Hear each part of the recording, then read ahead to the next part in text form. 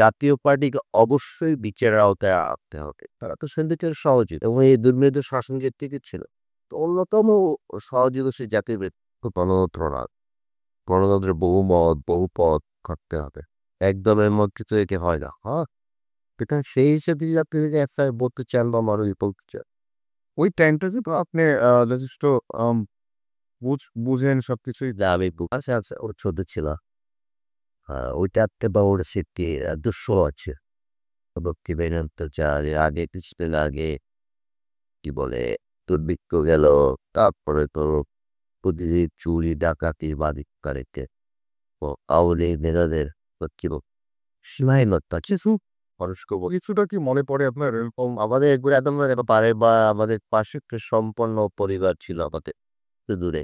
সে পরিবারে দিনে ডাকাতি হয়েছে আমার মনে আছে। এবং মানুষ এসে তোমার একটি চোখে ভাসিয়ে দিয়ে পাট ক্ষেত ছিল। পাট কিনে পালাচ্ছিল অবস্থাতে পড়ে। ডাকাতের তখন নির্মূল করে হয়েছিল। আমাদের ভাই আবার বড় ভাই এবং বন্ধুই কাছে আমার শুনেছি ডাকাতি হয়েছে। মানুষকে নানা রাস্তা চ্যালেঞ্জ চালানো অনেক কষ্ট হলো। জাসদ অভিযোগ করে তার ৩০ লাখ সরি ৩০,০০০ জাসদ কর্মীকে হত্যা করা হয়েছে। তো তারা অভিযোগ পেল। জাতীয় পার্টিকে অবশ্যই বিচারের আওতায় আনতে হবে। এখন তারা সুশীল হয়ে গেছে। আমি কালকেও একটু টকশোতে বলেছি যে তারা একটু সুশীল। এগুলো ওই ৮ তারিখ যেদিন শপথ নেন ডক্টর ইউনূস স্যার, সেদিন দেখুন জাতীয় পার্টিকে অবশ্যই বিচারের আওতায় আনতে হবে। তারা তো সিন্ডিকেটের সহযোগী এবং এই দুর্নীতি শাসন যে টিকে ছিল। তো অন্যতম সহযোগী সেই জাতীয় পার্টি। তারা বলে যে আমাদের ভয়ভীতি দেখানো হয়েছিল। ভয়ভীতি আসম আব্দুর রব সাহেবকে দেখেনি, ভয়ভীতি মাহমুদুর রহমান মানুষ সাহেবকে দেখানো হয়নি।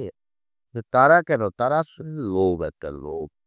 যেমন জাতীয় পার্টির চেয়ারম্যান তিনি অ্যা তার নমিনেশনের তার স্ত্রীর নমিনেশন নিয়েছেন পার্টির এবং তার স্ত্রী চতুর্থ ওই জাতীয় পার্টির যিনি মহাসচিব তিনি তো অনেক কথা শুনলাম নির্বাচনের আগে, আগে। এই সেফ দিয়ে দিল তখন আর তাদের মতো পতন হয়েছে। সুতরাং জাতীয় পার্টির নেতাদের ধরে, ধরে বিচারের আওতায় আনতে হবে এই ফ্যাসিস্ট সরকারের অন্যতম সহযোগী হিসেবে। যেমন হাসানুল ইনুকে ধরেছে, তারপর রাফেকার মেননকে ধরেছে।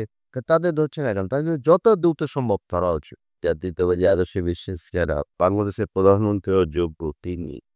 তার ভদ্রতা আছে, আর জানার লেভেল তার আপনি দেখেন তার বক্তৃতাগুলো শোনো। তার হচ্ছে কোন নেতা তেনার বক্তব্য কোনো দেয়। এটি আওয়ামী লীগের একটি এটা অর্কেস্ট্রেটেড ক্যাম্পেইন ছিল। কারণ আওয়ামী লীগে এখন নেতৃত্ব দেওয়ার কিন্তু কেউ নেই। আছে? সেখানে আবার কে নেতৃত্ব দেবে ওরা না।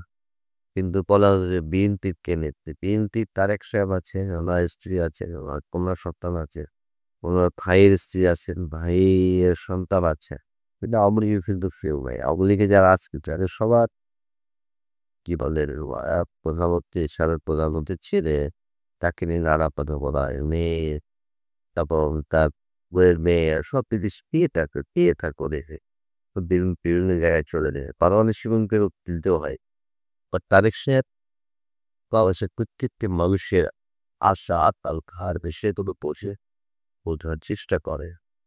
সেই রাজনীতি এটা দুর্বিনীত সময় একটা খারাপ সময় আসে। সেটাও আমাদের জীবনে যেমন এসেছিল তেমন তারেক রহমানের জীবনেও তেমন। দেখুন না এই কদিন আগে ইন্টারভিউ ছাপা তার একটি বিচারে তাকে খালাস দিয়েছিল বিচারপতি মোতাহার হোসেন। তাকে দেশ ছেড়ে পালাতে হয়েছিল। এগুলো সব ক্যাঙ্গারু কোর্টের রায়। ঠিক কিনা বাবা জীবন। আমি দৃঢ়ভাবে বিশ্বাস করি বাংলাদেশের জাতীয়তাবাদী রাজনীতি প্রাণ পুরুষ তিনি বাংলাদেশি